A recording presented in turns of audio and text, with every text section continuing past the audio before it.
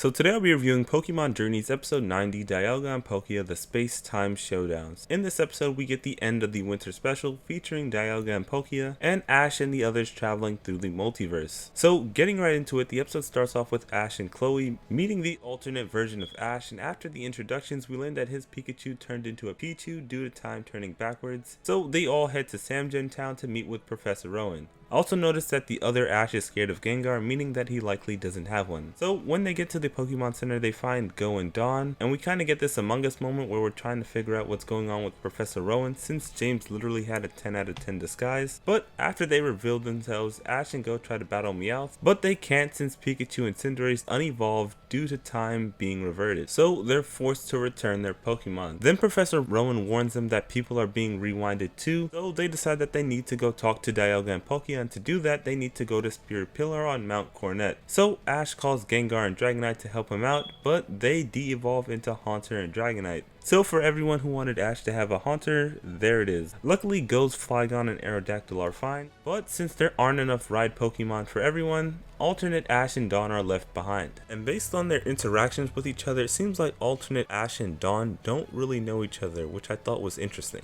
I like how we also saw Jessie, who was reacting to feeling younger again. Meanwhile Meowth can't talk anymore and Wobbuffet became a Wynot. After that we see the others who arrive at Spirit Pillar and enter through a gate, and while that's happening, alternate Ash and Dawn are meeting with alternate Go and Chloe, since Go called for his alternate counterpart. And I like how both of them were more eccentric and unreserved compared to their counterparts, especially Chloe, who says she hacked into Team Rocket's computer and built their suits so that they wouldn't be affected by the time distortions. And I think that says a lot about this Chloe. First is that she takes after her father when it comes to science in this alternate world and timeline. The second is her willingness and confidence to do something like that. And the third is that it gives us an idea as to what our Chloe's potential is if she works hard. I also really liked how alternate Chloe was helping Dawn this time, which makes for the perfect counterbalance to what happened in our universe. So after they find Dialga and Palkia, we see that they're fighting with the Arceus rings around them and opening up gates, but before they can stop them, Team Rocket shows up and Commander Meowth tells his unit to attack, but before Ash and Go can fight back, their Pokemon de-evolve all the way into eggs and get captured. Then Team Rocket talks about the plan to capture all of these stolen eggs as well as use Dialga and Palkia. As they're giving out their world domination speech, alternate universe Go shows up and says his catchphrase, and then he frees everyone along with Chloe. Then we see them all team up with their counterparts to cut the red chain, and I thought it was pretty cool seeing alternate Ash use Infernape, which to me also confirms that Ash doesn't have his Journeys team, so maybe this Ash is using his Sinnoh team. So then Dialga and Palkia's powers start to spiral out of control, rewinding everything including Team Rocket, who get sent flying. So everyone turns into their chibi forms, so they need the help of Dialga and Palkia to return them to normal and send them back to their world. So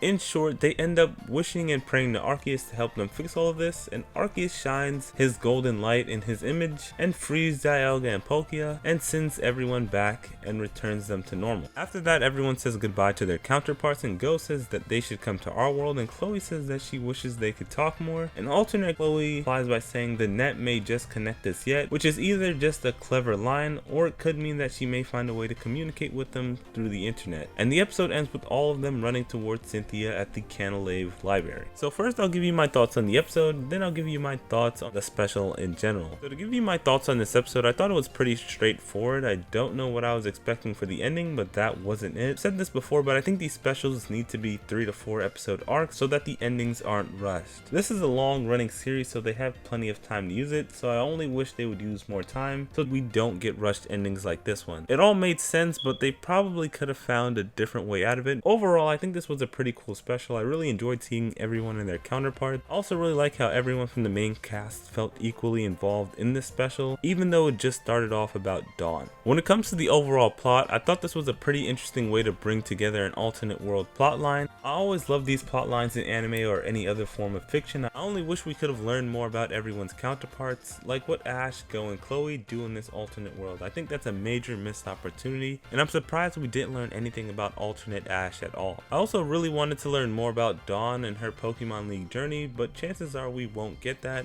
I also thought it was interesting that Chloe actually had something that she was really good at and liked to do in this alternate world. I would have liked to see an alternate Cynthia since she was in this arc, but I guess we aren't getting that. It'll be interesting to see if we ever see the counterparts again, since it was kind of hinted at that maybe we'll see them again later on, possibly in a Legends Arceus arc since they do need to promote those games, but for now I'm guessing this is the last time we'll see them. So that pretty much covers everything I want to talk about in this review. This was a pretty good special. I think I'd give it a solid 8 out of 10. So with that being said, what did you all think of this episode and the special in general? Be sure to let me know in the comment section below. Also, who was the more interesting counterpart to you, and who was the one that you want to learn more about? And before I go, I want to thank everyone for helping me reach 1,000 subscribers. It really means a lot to me. I'll make a video about it when I have time, but with that being said, thanks for watching and bye.